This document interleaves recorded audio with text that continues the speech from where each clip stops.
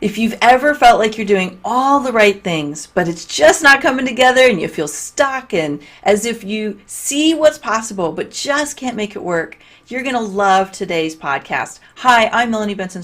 I'm America's leading small business optimizer. And this weekly podcast is where I bring people that I love their journey. I'm fascinated by their own business. I think what they're doing is helping people optimize the businesses that they're passionate about. And you get an opportunity to go behind the scenes and learn what's working for them and what hasn't worked so that you can learn and grow from their mistakes. And today I have a really fantastic guest here, someone who I love the work she's doing and I love the twist that she has on it. So let me introduce you to Dixie Gillaspie. Dixie proves nothing is impossible with a powerful, practical, and pragmatic approach to blowing up barriers and getting you back to being a passionate, productive, and profitable entrepreneur, just like you set out to be. Now, you can find Dixie at dixiedynamitecoaching.com, but we get to learn with her today. So welcome, Dixie. Thanks for being here. Thank you, Melanie. I'm so thrilled to do this with you. Well, sometimes it's really fun to play with people who have some similar takes on business and life as you do because I'm always learning and growing, and I love that people are getting the mindset work out there in a bigger way and integrating it into the businesses the way you are, because I think we could both agree that mindset and business go hand in hand. So let's start with just finding out a little bit about how you started the business that you have today. Well, I didn't start knowing that mindset and business went hand in hand. Okay, that's good to Not know. at all. When I was growing up, I didn't think of it as mindset work. I was always fascinated by how the mind worked, and I knew that was important in creating what I wanted in the universe. And I was Illusions, which is a book by Richard Bach, found me very early in life, thank goodness, and made a huge difference in how I believed my mindset, impacted my physical world. But I didn't really apply it to business because when I started consulting about 20 years ago, actually, almost exactly 20 years this year, that I started with a nationwide consulting firm.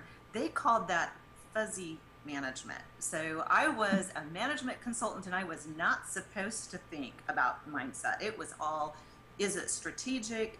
Do we have the skills for it? And it was motivation, not inspiration, which of course, motivation is really carrot or stick. That's basically the only way to motivate someone. It really comes from two words, a motive and action. So you get somebody to take action by giving them a motive, that's motivation. The motivation was fine, but we didn't go into mindset. So it took me a long time. One of the biggest challenges I had in saying I'm a coach instead of I'm a consultant was that coaching is, as you know, it starts with the inner work. Coaching is about optimizing the person before we can optimize the business. I mean, you know that. Yes. And so it's really hard for me to see that as valuable. That was one of my biggest challenges. Was I had been told over and over when I started as a consultant that wasn't valuable. My value was in teaching skills and the hard stuff. So having overcome that, for the most part, I still struggle with it some days. I'm like, is what I'm doing really meaningful and valuable? But really starting the coaching business, what got me to do that was the realization that it was my own inner work. It was the mindset stuff that I had worked on that was almost a game to me. In fact, it really was a game to me when I was in my teen years, just to see what I could make happen in the world. I realized, wow, that's the foundation of the success that I've had. Every success that I'm really proud of, I can trace back to that. Every success that I've seen a client have that I'm really proud of being part of, I can trace back to that. And so finally I owned it. I stepped into it and I said, okay, I'm a coach. So let's go a little bit deeper into that distinction between coach and consultant. And maybe even you can take your twist on like a mentor. What is the differences in your mind? Because I get asked this a lot. Like, what is the difference and how do I know when I need each? How would you take that question? I don't think there's a difference in people. So that's one thing that I think people get really confused is what's a coach, what is a mentor, and what is a consultant? Mm-hmm. Well, you're obviously all three. Believe it or not, you're Mm-hmm. one of my mentors, even though we've not Aw. met you. Because I can watch what you do, and you've been places I want to go. And that to me is the mentoring part, is somebody who's, really lighting that path in front of you. They're the trailblazers, and they're the people that you want to emulate in some way. As our friend Bob Berg is always saying, it's about adapting, not adopting. So I'm not going to adopt everything you do, but there are things that you do that I certainly adapt my way of thinking because I admire you. So you're a mentor, whether you knew it or not. We haven't coached or consulted together, but you're probably, I'm sure, from reading your work, you're both. It's a different approach to getting results. So I simplify it like this, just really, really tiny, tiny nutshell, that the coach is working on the person and with the person to the person's goals. And that can be within the business. I call it business focused coaching, but of course, get into life stuff. There's a person in that business and they have a life. The consulting part is working on the business. So when I'm asking questions and I'm probing with that client, I'm trying to get to their truth, which has very little to do with mine. I'm coaching. When we talk business strategy and some things are advisable and some things are going to be harder than they need to be, that's consulting. And, I can switch hats. I just tell people, I'm not coaching anymore. I'm going to give you some hard and fast business advice. Are you ready? And if they say no, we don't go there. Usually they say yes. I don't think I've ever had anybody say no. But I think this business of trying to differentiate, you're A this, you're A that, you're A something else, and you can only be one of the three is ridiculous. The best coaches in the world are also able to mentor in some way, shape, or form for that client. They've been somewhere that client wants to go. Their journey matters. Great distinctions, and mine are very similar. And I love that you said you most of the good ones are all of them at once. I feel like the action is, are you coaching, are you mentoring, are you consulting? But I have also learned that not every mentor can coach, and that's where I think a lot of people really need to get clear on what type of support they need most. Because if you've got a mentor who can't coach, you're really going to just adopt their way of doing things and end up having their business, which is fine. It's just you have to know who you have and what you're working with there. Yep. Or you work with a coach who can help you adapt. And, I have a lot of clients, they have some great mentors, but those mentors aren't coaches. Right. So they can look at them and they can come back to a coach, me or someone else, and they can say, I really admire this. How do I adapt that to my style, my business, my approach, my comfort level, whatever. So, but I think you need all of those approaches in your life, whether they're all one person or three different people. Totally agree. Well, let's go a little bit deeper with Dixie and what you're doing. You have mindset work and strategy work that you do for your clients. What would you say is the biggest problem that you help the customers that you serve solve? I think so much of it is bringing it back into balance and helping people understand that balance isn't stasis. So many people think balance is, I am still. I have found my sweet spot in the universe and I'm sticking to it. And as you know, if you've ever tried to stand still for any length of time, you're just going to fall down.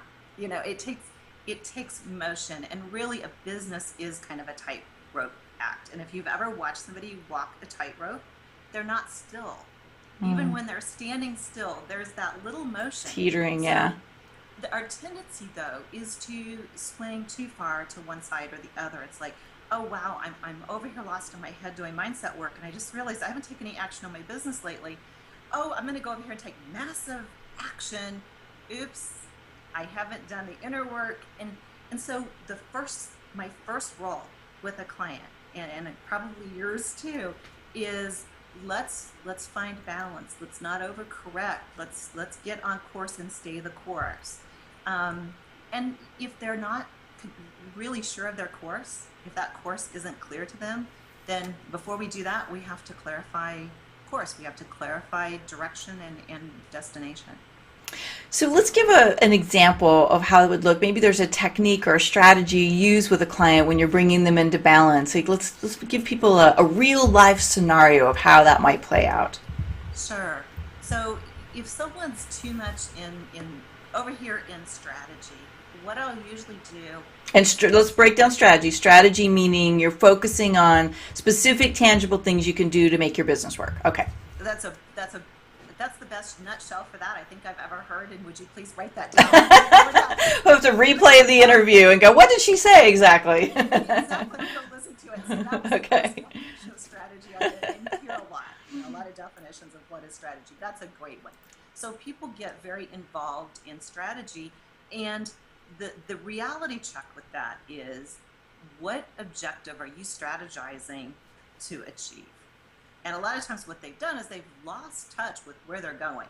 It's all about, I can go somewhere doing this. That may Right. be a great strategy for going somewhere. It's not where they want to go, and they don't understand why they're losing momentum. And they're losing momentum because that desire is the fuel. That desire is our energy. It fuels us to go forward when things get tough. And that's always got to come before the plan, because nothing ever goes according to plan. That's why we have higher level What? strategies. Nothing goes according to, like, you and I know those, right? Nothing goes according to plan. But if you know what you really want and you have the energy behind it, then you can alter the strategy. So what happens, they get this perfect strategy for a place they don't want to go. So what that looks like from a practical standpoint is we go back to the mindset of setting objectives and examining destinations and making sure that the strategy aligns with the objective. So that's a big part of that. When we get so far into mindset, of course, we start looking at what action have you taken that moves you in that direction. If there isn't, we start examining fears. I do a lot of work around fear and actually making fear your friend, because fear has a lot of energy too. Fear and desire are closely paired. All fear is a fear of losing something that you desire, right? So we can tap into that energy that's behind the fear response as well, but we have to put our fingers on it. And that means we have to talk about what action you are or are not taking. So it's that adjustment back to the middle. Yeah, so if somebody is finding that they're moving towards this goal, they're moving towards this thing that they thought they wanted, and the momentum is dying down, what's one specific thing that they could put into action to help them recover or reignite that desire? Take some piece of what they want and just do it. So I'll give Make you it an example. smaller, maybe. To make it smaller, but so much of it is about experience. If anybody who's ever trained in gymnastics, they know what a spot belt is. And the spot belt is used so that you can do aerials, flips, what have you, with no fear of falling. So you have a belt on, you have people running alongside, holding you in the air, and you can fly, and you know you're not going to fall. And that's a small thing that you can do. If your goal is to do flips, that's where you start. So it's kind of like training wheels, if you will. So I tell them, take an experience that you're working toward. I had one client that told me that one of the things on his bucket list was to travel the world and go to all these little ethnic hole in the wall restaurants. That was big on his list of, I really want to be able to do this. And I said, when was the last time you went to a different city, even a city 2 hours from where you are, just a driving distance, and went to some small in the hole in the wall kind of small ethnic restaurant? And he said, I don't know. I said, well, take your dream, scale it down, start doing it. Because what you're doing is you're training the body, just like in gymnastics, you're training the body and the mind to understand what that feels like when you do it, even with assistance. When you take something that's big and you're losing energy and it's really seeming out of reach and those brick walls are cropping up everywhere, and you do it even on a smaller scale, you're training the mind and the body to understand it's possible. And I know what it feels like. And if that doesn't do anything for you, had he gone to another town and gone to a little restaurant and really indulged in that and it didn't do anything for him, we would have gone back to re-examining whether or not that was really part of his dream. Yeah, I love that you're bringing this up. I don't think many people are talking about it this way because, what I hear people say is just, feel the fear and do it anyway, or, just push through, your fear's just, getting in the way and it's your neural dissonance or whatever, right? But what I'm hearing you say is take a piece of this and really create a real experience so you can validate, is this what you really want? Or did you get off on the wrong track and you're trying to build something that you're not really aligned and congruent with? And this is your body and that part of you that's very intuitive saying, look, this is not the right direction, we need to go a different direction. So Right. valuable, Sometimes that valuable. fear, honestly, Melanie, that fear is our subconscious mind saying you're going down a path that isn't really going to be satisfactory for you. That's somebody else's dream. Stop pursuing it. I did that with management consulting. I literally came to my senses at a funeral, not mine, Mm. but I mean, I really came to my senses at a funeral and thought, my inner light is going out. I mean, a little tiny flicker in there. And I'm a very passionate person. It was a big heads up for me. And it was because I was pursuing other people's dream. I was doing very well with it. I mean, I was being published in national, medical management journals that nobody's ever heard of, but it was important in my field. But I hated it. I Mm. mean, so sometimes it's that, but I think understanding how fear works, the just the clinical response that we have in the brain, and all the signals sent through the body and so on. We could spend an hour or two on that. I actually teach a course on that, and I love when the lights go on. You start understanding you cannot effectively just power through fear for long periods of time. Fear response is meant to be a short term, immediate crisis reaction that gets you through things. The mother that can suddenly pick up the rear end of a car because it's about to roll over her child. Right. That's what fear's for. It will not carry us through the long term. It's impossible. If you've ever tried to perform something physical when you were terrified, you know how your body's reacting. You're shaking. You can't think. Is that the way you want to run your business? That's not how you optimize anything. So I don't tell people to power through fear. I tell people to explore it, to be gentle with it, to wade in it if they need to, instead of taking the deep dive, and find out where it's really centered. To go back to that client that wanted to adventure, had he taken an adventure to another town and some part of that had been frightening to him, we could have pinpointed which piece of that was scary, and we could have dealt with that. Yeah. Luckily, he didn't have any fears around that, but that's how we would have dealt with it. Well said. Well said. I love that understanding of fear, because it shines some light on things that I don't know that many people understand about how fear is really a valuable asset in our journey. So I want to know more about Dixie and how you got where you are now. This is the part where I like to kind of pull back the curtains and get real and really kind of learn behind your story, what's worked, what hasn't worked, because we all have a story that got us where we are, especially if we're doing coaching or consulting or anything that has positioned us as an expert. There's a reason why we got here. So I'm just wondering, was there any really big challenges that surfaced for you along the way that what was maybe a big part of you becoming who you are today? Well, there've been a lot. I mean, I've been kind of under the radar, but I'm open enough to say that my childhood was challenging. There was a lot of abuse in my childhood. At age 14, I had attempted to suicide a couple of times, quite unsatisfactorily Wow. from my viewpoint then. And so, yeah, I wasn't too happy with the results then. Pain versus, yeah, that wasn't good. But it taught me a great deal about how resilient I was, and that's not a bad thing to learn. I don't suggest that you go out and learn it that way. But that was my first lesson in this mindset stuff, because that's about the time that Richard's book Illusions found me, and I started really challenging what was possible and not possible. And I discovered two things. One, it is impossible for someone else to make us happy. One of his characters says, I guess if your happiness depends on what other people decide to do, you do have a problem. And that was a big wake up call for me. It was like, oh, if me being happy depends on other people, I'm already sunk. And much later, I figured out the other impossible thing is you can't make somebody else happy. You cannot force somebody else to be happy. They're not going to be happy. They're not going to be happy. It's not your job. You literally can't do it. So then I decided those were probably the only two impossible things in the world, because everything looks impossible until you do it once. When we're kids, when we're babies, crawling looks impossible. But we assume because other people have done it, we can do it. So that's the importance of mentors, right? We can look at somebody else and say, wow, that really feels impossible for me. But somebody else did it, so it must be possible.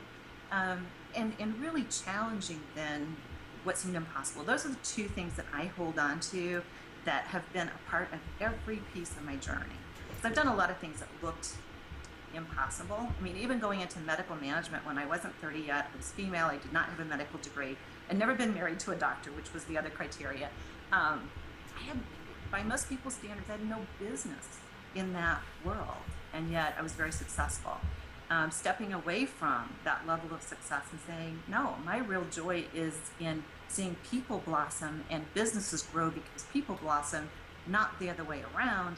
And literally starting over with nothing except the experience I'd accumulated. I certainly wasn't known as a coach, even though we called it personal development back then. I'd been doing personal development as part of professional development. We didn't call it that. So getting through that process and stepping out and saying I'm coaching now, all kinds of things that seemed impossible, and I'm waiting for my next impossible thing. I'm sure it'll show up shortly. That's interesting that you're claiming that. Most of us would try to avoid that. So, No and point. It's coming. it's So you might coming. as well open your arms and say, bring it. Exactly. So, and I want to just dial in a little bit even more into running your business. What have you found has been the biggest challenge running your business in the form it is today?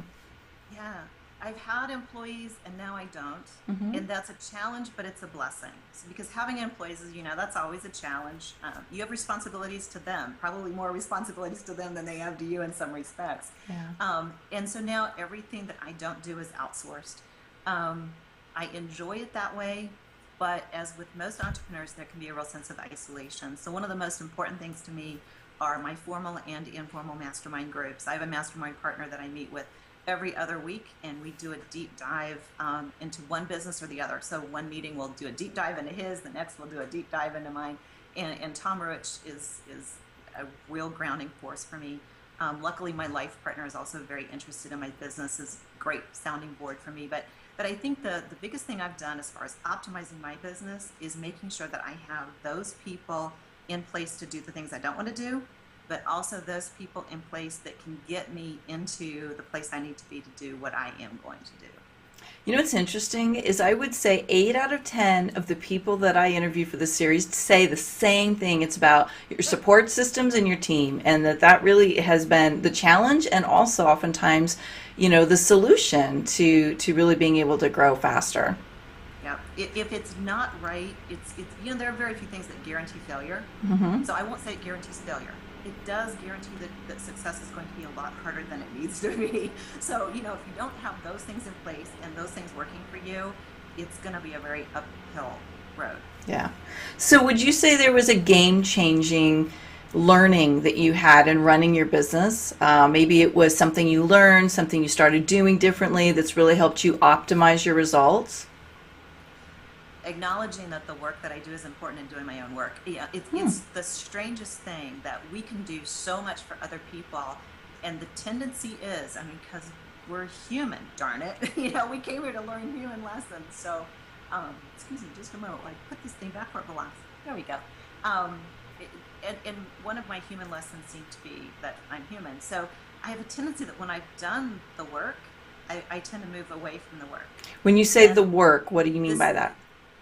Well, both the inner work and the outer work. Okay. The inner work, because I want to move on. I feel like, okay, I've done the journaling, I've done the meditating, I've done the visualization. It got me where I am. Now I want to do something different. Well, wait a minute, though, that's a foundation. It's like taking a house off the foundation, sticking it out on the beach, and thinking you're going to live in it. It's not going to work. So, one of my biggest lessons is coming back to my foundation. Hmm. The other lesson has really been that it's okay to be something different. It's okay to reinvent yourself in the outer work. And so I don't need to keep repeating the outer work. I can reinvent what I'm doing and who I'm working with as I grow. And that's been another huge lesson for me. We start self-identifying as I am this kind of coach and I work with this kind of client and I'm familiar with this kind of business. And when we change that self-identity, there's a tendency to feel really, really lost and like we're out of our element. So I think the other one for me is swim out of your element. That's a good thing. If you're getting comfortable with swimming, fly. If you're getting comfortable with flying, get back on the ground and walk. And that's really kept me plugged in to my So let me business. see if I understand what you're saying, because I think I do, and I'm really fascinated by this. What I hear Oh, you good. saying is that you really, you have to be able to accept that many of us are evolving at the speed of light. And instead of fighting and saying, well, I'm a this or I'm a that, and I got to stay this or stay that, giving yourself permission to let your brand or your work or who you serve evolve, and really kind of like challenge yourself to let it continually evolve. And to listen to your clients. A lot of times, my clue that I'm ready to move in onto a different platform, so to Hmm. speak, is a client coming to me and wanting something that I would say I don't do, and them saying, "But that's exactly what you do." And then you back up and you go, "Oh, that is what I do," and you realize that you've been doing it in your growth cycle, in your evolution as a professional, as an expert, as a provider, whatever you have been doing it and you haven't acknowledged the value of it. You haven't acknowledged that you're expanding your value base. So a lot of times it's a client who gives you the heads up. Hey, this is what I value about you. And you're like, I didn't even realize I did that. And then you start doing it more mindfully, and you start polishing it, and then you offer it to the world. Okay, so I want to get really practical on you for a second because I Oh, can good. sense a question that will come up for people when they hear this. And I know this has come up for me, so I have a feeling that many might ask themselves this question. So, great, I'm going to let myself evolve. But now, how do I keep up with the tangible things like my marketing and my, the name of my company or my website if I've got to let things evolve all the time? So how do you balance that? Let's go back to that balancing kind of Yeah, the concept. brand that evolves as you do. Right. Oh I no, think I've got to buy 7 more URLs. right. Thank goodness they're cheap, right? Exactly. But so much of it, for those of us who are personal brands, that we as an individual constitute the brand.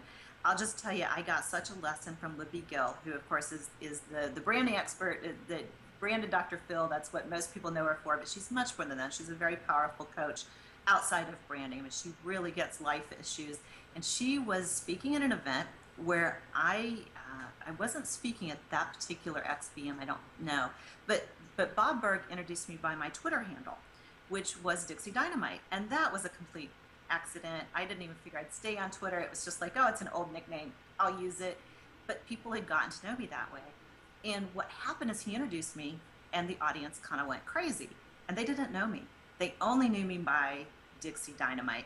And Libby came up to me. She says, I've looked at your website. What's this pure synchrony brand thing? Where's the Dixie Dynamite? People are loving it. I'm like, well, you don't go around telling people you're dynamite, right? That's not my brand. She says, that's your personality. That's what people are responding to. They expect to see it in your brand. And I took a year to rebrand. And the one thing I learned from that comes back to this practical point is if your core brand doesn't reflect who you are, not what you do, who you are, it won't evolve with you. If it does reflect who you are, then you can hang all kinds of things on that hook and people will still believe in it and they'll still respond to it. And I have people that respond to what I do now that really are no longer my core client base. They're not working with me anymore. They still refer, they're still comfortable with my brand because they know it represents who I really am. So that's the first practical thing you can do is sit back and look at your brand and say, is it just talking about what I do? Or does it in some way positively encapsulate and reflect who I am? And then the evolution starts to make more sense. The other thing I talk to people about is the higher purpose. We all have, and I'm not really even talking about divine purpose here. Sometimes that's in your work, sometimes it isn't. But that higher purpose to what you do. For a lot of us, it's helping people make connections, for instance. A lot of what I do is help people make connections internally and externally. So you start understanding what that higher level umbrella is for all the things that you offer to the world, and you make sure that your brand is founded very strongly in that, and you can expand from there. It's all about expanding from a place. I totally get what you're saying too, and I actually just did that last year as I rebranded because I had gotten into some little trenches, and I found myself not really understanding what I wanted to focus on anymore, and so going back into that umbrella and really creating that overarching architecture shifted a lot of things energetically for me, as well as I noticed a huge shift in my market too, and things changing for Right. me and the way people could experience me and recognize my work. It was very powerful to do that. So I love that you brought that up. Okay, I'm glad that you've had that experience too. It validates something I believe. So, well, it was scary as shit. I'll tell yes. you, it was really scary. Like I was holding on for dear life and really fighting it, and my mentor said, "We're doing this. You're doing this. This is who you are. Do it." And I'm like, "Okay." Ah, But it it really worked. is, the old cliche about go off and find yourself. There's a branding parallel to that. Go off to the desert to find yourself, or go off and live in a commune to find yourself, or whatever it is. Yeah. A lot of branding is find yourself. Yes. Yeah. Or allow the real self to be what you focus on instead of the little pieces. Yeah, it's that authenticity. You and I both participated in one of Bob Berg's Oh yeah. events around the Go Giver, Yeah. and that fourth lesson of authenticity is so dear to me because if your authentic self does not show up in your brand, then it can't evolve with you. You're not in it in the first place. So true. So true. So, what would be a favorite mantra or quote that's a guiding force for you? You know, the guiding force for me is about balance. Hmm. And it really is that reminder that if you shirk from doing that inner work, and a lot of us do, we find a lot of excuses not to do that inner work. We say, well, I need to take action. So we go off and do something instead of sit with something. So the mantra goes like this: if you shirk the inner work, the outer work will come to nothing. If you never move into the outer work, you will come to nothing. Say that one Pretty more time. That's scary, isn't it? powerful. If we shirk the inner work, then the outer work will come to nothing. But if you never do the outer work, then you will come to nothing. Wow, I like that, I Dixie. scare That's a myself a good lot, one. really. Well, you know what? It's pretty poignant. It's requiring us to take a lot of responsibility, and most people are much more comfortable giving everyone else the responsibility. Yeah, except that we call it blame. Yeah, We there's give it that. to other people, we Yeah. call it blame. Yeah, exactly. Thank you. I love that. That's really powerful. I'm gonna write that one down. And I actually I'm just kind of like letting it sink in a little bit. And when I started my journey as an entrepreneur, I was really comfortable with the inner work. I wasn't as comfortable with translating it to the outer work, and it was getting that balance between the outer work and the inner work that changed everything for me. And I had to go back. I got into doing outer work that wasn't working, and it wasn't until I did some deeper inner work that it all kind of came congealed and started to work together. So I really relate to that mantra. That's powerful. Thank you. I'm glad it's meaningful to you too. I hope it's meaningful to a lot of people because it's pulled me back to center many times. Well, that's what we're looking for here. Is like what gets you on track and allows you to be the powerful, excellent, optimized, business owner. And these little mantras really mean a lot to people. So, what's next for Dixie? You know, I did something last year that I think didn't really sink in with me. I Mm, published a book. And okay. I know that sounds big, but you got to remember, and you can understand this. I run in a world with a lot of people that have published big books, Mhm. books that everybody's heard of. When you're looking up to people like Bob Berg and Randy Gage and Mark Sanborn, publishing a book just doesn't seem like that big of a deal. And then you remember, well, wait a minute, they have their first book too. Mhm. Everybody's had to publish that first book. And I think, my publisher was a little surprised that I was just like, okay, good, book's out next. So I think a lot in fact, one of the things that I talk about when we talk about what's next is, have you fully celebrated what's now? Because celebrating what's now a lot of times tells us what's next, right? Because it tells us what's possible. So in my year end celebrations, it was like I published a book. I actually published a book, published a chapter in another group work with some pretty powerful people, and actually told the story of the whole suicide, got that out in the open. That's big. And so that told me a lot about what's next. And what's next is really stepping into that full message of bringing yourself fully into your business, and letting your business, not only you feed it, it feed you, just completing that circle. Because I've danced that edge of business focused coaching. And when I brought out a book, of course, I thought it was for entrepreneurs, and I'm finding that college kids love it, moms love it. I mean, um, I find it's doing well with corporations and direct sales organizations. So it's really stepping into that full audience that resonates with my message that aren't entrepreneurs. Because What's the I've name of the had my book? blinders on. It's called Just Blow It Up: Mm. Firepower for Living an Unlimited Life. Love that title. Woohoo!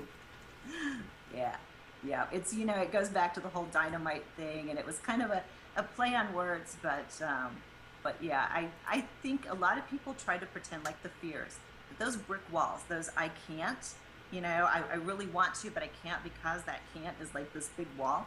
They either try to do one or two things. They pretend that wall is something that would stop anybody. Well, that would make it impossible for anybody, no matter who they were. So that's a legitimate reason that I can't. Or they try to tell themselves that wall doesn't really exist. You just got to walk through it. And it's true that those walls don't exist. They're an illusion. That's great. But if you see them, it's a lot more fun to see them, acknowledge them, and then just, apply the dynamite and blow them up. So I just took a really fun approach to getting rid of barriers and had a lot of fun with writing the book. I love it. So where can people find the book? They can find it, of course, on Amazon, Barnes and Noble, Books a Million. My publisher's done a great job. Sound Wisdom is wonderful at distribution. Well, they've been a wonderful support structure in every way, but their distribution's wonderful, so you can find it just about anywhere. Oh, good. Okay, tell us the title one more time. It's called Just Blow It Up: Firepower for Living an Unlimited Life.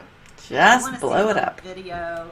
They can go to justblowitupbook.com, and there's a fun little video about the book. Great. So where's the best place to find Dixie if people want to connect with you further, besides the book? If you want to play, find me on Facebook, because I do a lot of playful things on my Facebook page and post the daily dose of dynamite there frequently and kind of play. But they, of course, can also go to, as you mentioned, the website, DixieDynamiteCoaching.com. Great. Dixie, thanks so much. And I just want to get 30 seconds. Do you have a parting piece of advice for our listener? Let me just offer you this. And a lot of people have said it, but it's worth repeating. There are two questions that you can answer anytime you get stuck. One is, what can I do today? And it can be a little tiny thing. It doesn't matter. What one thing can I do today?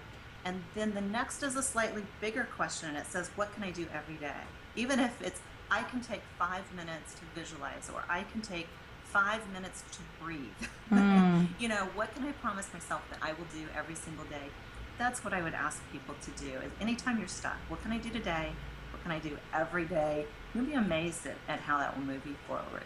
Great questions. Well, that's a great question to ask you as you're listening in today. What's one thing you can do today? If you've been feeling fear, if you've been feeling stuck, let's hear some ideas. And if there's something that has sparked your inspiration today, we always love to hear that too. You can just post it right here in the comments below. Thanks so much for listening in today. Can't wait to hear what your breakthroughs and ahas are. And be sure to tune in again next week for another really, really powerful, inspiring business owner who's optimizing their way through life. Bye, everybody.